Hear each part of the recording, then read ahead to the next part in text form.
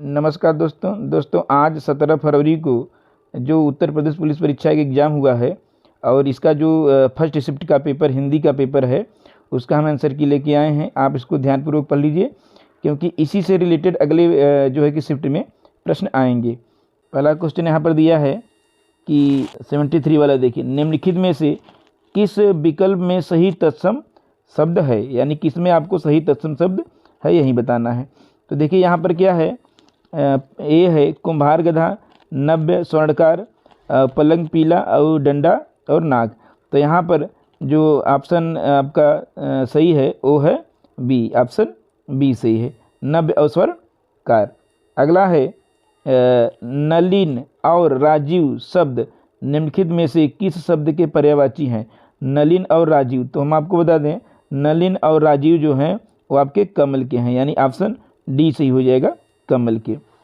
अगला है यानी 75 है कि पूर्व और उत्तर के बीच की दिशा इस वाक्यांश के लिए एक शब्द क्या है, यानी पूर्व और उत्तर के बीच की दिशा को हम लोग कहते हैं ईशान, यानी ऑप्शन ए सही हो जाएगा, ईशान। अगला है निम्नलिखित में से शब्द श्रुति भिन्नार्थक का सही अर्थ भेद है। शब्द श्रुति भिन्नार्थक का सही अर्थ भेद है, तो यहाँ पर आपका सही विकल्प हो जाएगा बी, शशधर और शशिधर का हो जाएगा। शशधर का हो जाता है चांद और शशिधर का हो जाएगा शिव, यानी ऑप्शन बी सही है, शशधर शिव, शशधर और शशिधर। अगला है निम्नलिखित में से किस विकल्प में शुद्ध वाक्य है। तो यहाँ पर दिया है ए, वह ऑफिस में बैठा मेरी प्रतीक्षा कर रहा है, 10 बजने को 15 मिनट हैं, दिन दुर्बलों को प्यार करना मानवता है, लड़के अध्यापक को प्रश्न नहीं बल्कि से प्रश्न पूछते हैं। तो यहाँ पर सही विकल्प ऑप्शन ए हो जाएगा, वह ऑफिस में बैठा मेरी प्रतीक्षा कर रहा है, यानी ऑप्शन ए सही हो जाएगा। अगला है निम्नलिखित में से पुल्लिंग शब्द का चयन कीजिए। तो पुल्लिंग शब्द आपको बताना है प्राधीनता, मुद्रिका, अजवायन या विहार। तो यहाँ पर पुल्लिंग शब्द जो है वो ऑप्शन डी हो जाएगा, बिहार। अगला है निम्नलिखित में से किस शब्द का प्रयोग एक वचन में होता है। तो एक वचन का प्रयोग जो होता है वो हमेशा आपका सोना में हो जाएगा, सोना आपका एक वचन होता है। अगला है हे ईश्वर दया करो, रेखांकित शब्द में कौन सा कारक है। तो जहां आपको यहाँ पर संबोधन वाला चिन्ह दिखाई पड़े वहां पर आपका हो जाएगा संबोधन कारक, यानी ऑप्शन ए सही हो जाएगा, संबोधन कारक। अगला है निम्नलिखित में से तद्भव शब्द कौन सा है। तो आपको इसमें बताना है तद्भव शब्द कौन सा है, जल्दी, ताप, शांति या काज। तो यहाँ पर आपका तद्भव शब्द हो जाएगा काज, यानी ऑप्शन डी सही हो जाएगा, काज। अगला देखिए, अगला आपका 82 है, अभिभाषण शब्द में कौन सा उपसर्ग है। तो अभिभाषण शब्द में आपका अभि, यानी ऑप्शन बी अभि उपसर्ग है, अभिभाषण में अभि उपसर्ग है। अगला है रक्त रंजित शब्द में कौन सा समास है। तो रक्त रंजित का मतलब होता है कि रक्त से रंजित। तो यहाँ पर से विभक्ति का लोप हुआ है और जो जिसमें विभक्ति का लोप होता है वो तत्पुरुष समास होता है, यानी ऑप्शन ए सही हो जाएगा, तत्पुरुष समास।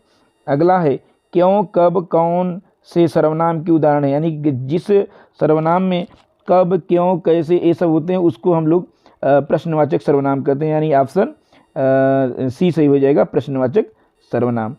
अगला है 85, मदिरालय शब्द के संधि विच्छेद का चयन कीजिए, यानी मदिरालय का संधि विच्छेद कीजिए।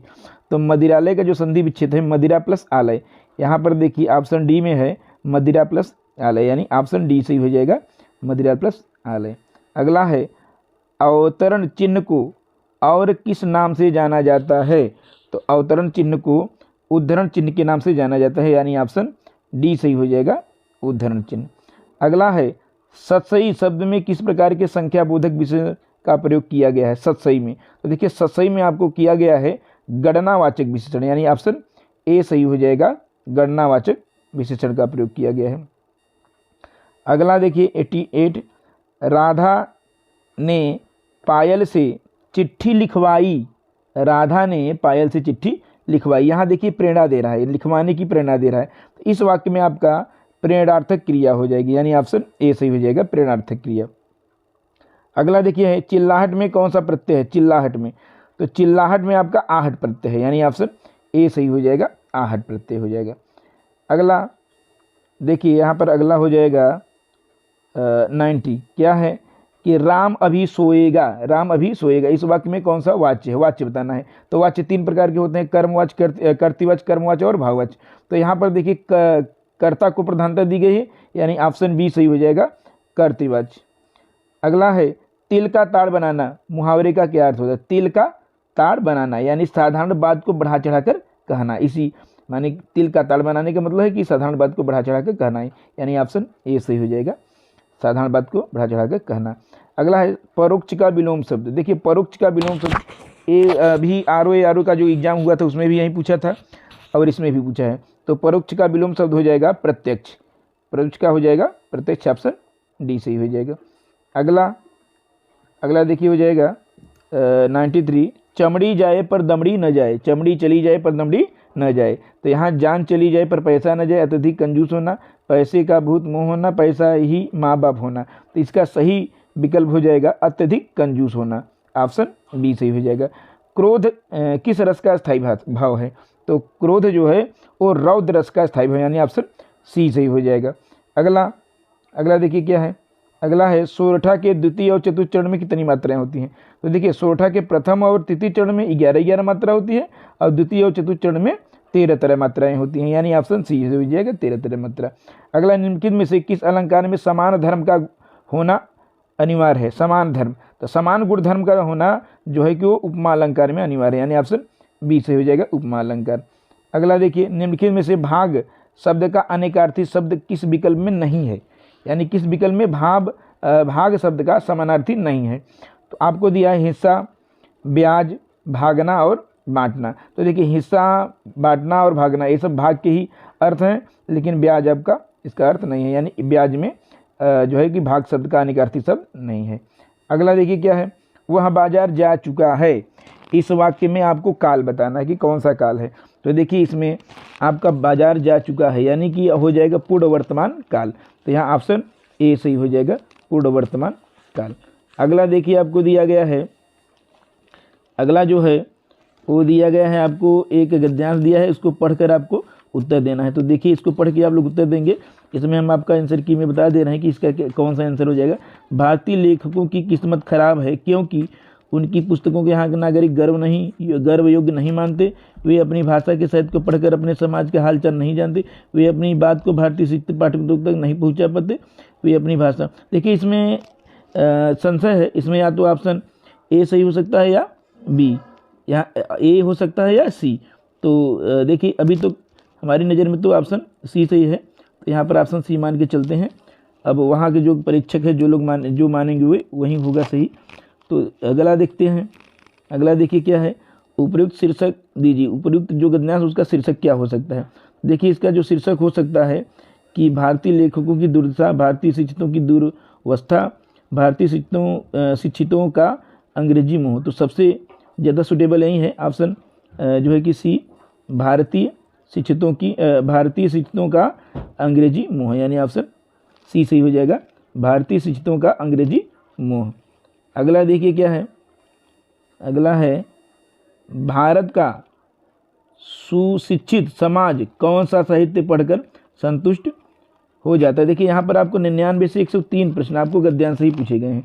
तो अगला है 101 वाला कि भारत का सुशिक्षित समाज कौन सा साहित्य पढ़कर संतुष्ट होता है। तो अभी इसमें लिखा है कि अंग्रेजी साहित्य, तो यहाँ ऑप्शन बी सही हो जाएगा, अंग्रेजी साहित्य पढ़कर। अगला है कि भारतीय भाषाओं के साहित्य के प्रति समाज के किस वर्ग में अरुचि की भावना है। तो यहाँ समाज के जो है कि सुशिक्षित, यानी ऑप्शन बी से हो जाएगा, सुशिक्षित वर्ग में अरुचि की भावना है। अगला है भारतीय भाषाओं के लेखक अमेरिकी, यूरोपीय तथा चीन, वर्मा, जापान के लेखकों से भी हीन है क्योंकि उनके साहित्य को भारत में सुशिक्षित लोग भी नहीं पढ़ते। तो ऑप्शन यही ए सही हो जाएगा, उनके साहित्य को भारत में सुशिक्षित लोग भी नहीं पढ़ते। अगला है मीराबाई किसकी शिष्या हैं, यह शिष्या थी, मीराबाई किसकी शिष्या थी। तो इसका सही विकल्प हो जाएगा ऑप्शन सी, संत रैदास की। अगला है कि निम्नलिखित में कौन सी भाषा पश्चिमी हिंदी से संबंध रखती है। तो अभी हम आपको बताए थे कि जो पश्चिमी हिंदी की जो भाषा है या उपभाषा है, पश्चिमी हिंदी की जो उपभाषा है कि बुक ब्रज में खड़ी बा, अभी बताए थे, बुंदेली, कन्नौजी, ब्रज, बुक ब्रज में खड़ी बोली और बांगरू। तो यहाँ पर देखिए बांगरू दिया है, यानी ऑप्शन सी सही हो जाएगा, बांगरू। अगला है निम्नलिखित में से निम्नलिखित में से नहीं कौन से प्रकार का रीतिवाचक क्रिया विशेषण है। तो नहीं इसका मतलब यह निषेधवाचक, यानी ऑप्शन ए सही हो जाएगा, निषेधवाचक। अगला है निम्नलिखित में से समुद्र शब्द का पर्यायवाची कौन सा है। तो समुद्र का पर्यायवाची हो जाएगा रत्नाकर, यानी ऑप्शन बी सही हो जाएगा, रत्नाकर। अगला है कि मेघ और मेध श्रुति सम भिन्नार्थक शब्द का सही अर्थभेद निम्न में से कौन सा है। तो देखिए मेघ का मतलब होता है बादल और मेघ का मतलब होता है यज्ञ। तो यहाँ पर ऑप्शन डी सही हो जाएगा, बादल और यज्ञ, यानी ऑप्शन डी सही हो जाएगा। अगला है स्त्री जो अभिनय करती है उसके लिए एक वाक्य क्या हो जाएगा। तो स्त्री जो अभिनय करती है उसके लिए अभिनेत्री हो जाएगा, यानी ऑप्शन सी सही हो जाएगा। अगला मानसरोवर किसकी रचनाओं का संकलन है। मानसरोवर, तो मानसरोवर जो है वो मुंशी प्रेमचंद की रचना का संकलन है, यानी ऑप्शन डी सही हो जाएगा, मुंशी प्रेमचंद। तो ये तो था आपका अभी 17 फरवरी को सुबह वाले शिफ्ट यानी कि मॉर्निंग शिफ्ट का हिंदी का आंसर